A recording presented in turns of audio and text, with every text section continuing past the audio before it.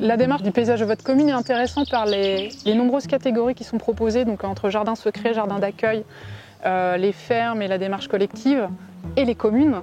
Ça permet que chacun trouve un petit peu sa place et soit mise en avant. En tant que référente intercommunale pour le paysage de votre commune, en fait, je travaille vraiment en binôme avec le président du jury. Donc on se partage un petit peu le travail avec moi plus le relais auprès des communes mais auprès des agents pour que la démarche se mette en place. Et puis le président, donc c'était Jean, faisait plus la démarche du lobbying, on va dire, un peu auprès des maires en disant tiens ça serait bien que cette année tu participes à la démarche. Et puis donc après on est relais des informations du CAUE. Historiquement sur le pays des Achards, le concours a toujours été porté par l'Office de tourisme. Il en revenait à son président d'organiser et de présider le concours qui à l'époque était cantonal.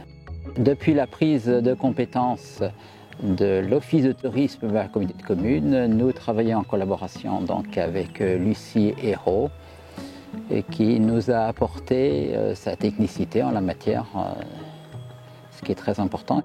La démarche du paysage de votre commune permet de mettre en valeur les particuliers qui ont des bonnes pratiques environnementales parce que la démarche glisse petit à petit vers ces aspects-là. Et donc je trouve ça bien que ça les mette en valeur auprès de leurs amis, des gens qu'ils connaissent et même plus largement. Et du point de vue des communes, en fait, il y a un effet aussi démonstratif qui permet de répliquer ces bonnes démarches et ces bonnes pratiques. En fait, sur le territoire du Pays des Achards, on a eu plusieurs portes d'entrée pour sensibiliser les élus au paysage. Donc on a eu la démarche paysage de votre commune, mais on a eu aussi une étude un petit peu sur la perception et l'interprétation du paysage par les élus. Et ça nous a permis de mettre en place un observatoire du paysage.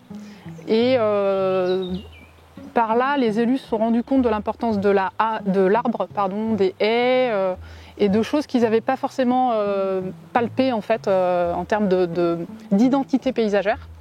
Donc ça a été un premier point. Et puis après, il y a eu on a eu une stagiaire aussi sur la mise en place de la gestion différenciée dans les zones d'activité. Donc tout n'est pas mis en place aujourd'hui, mais ça a permis de sensibiliser, là toujours, les élus et même les techniciens à des nouvelles pratiques. Et un petit peu dans les mêmes temps, la gestion différenciée s'est mise en place sur la voirie communautaire. Peu importe la porte d'entrée pour sensibiliser au paysage, il y a toujours du positif.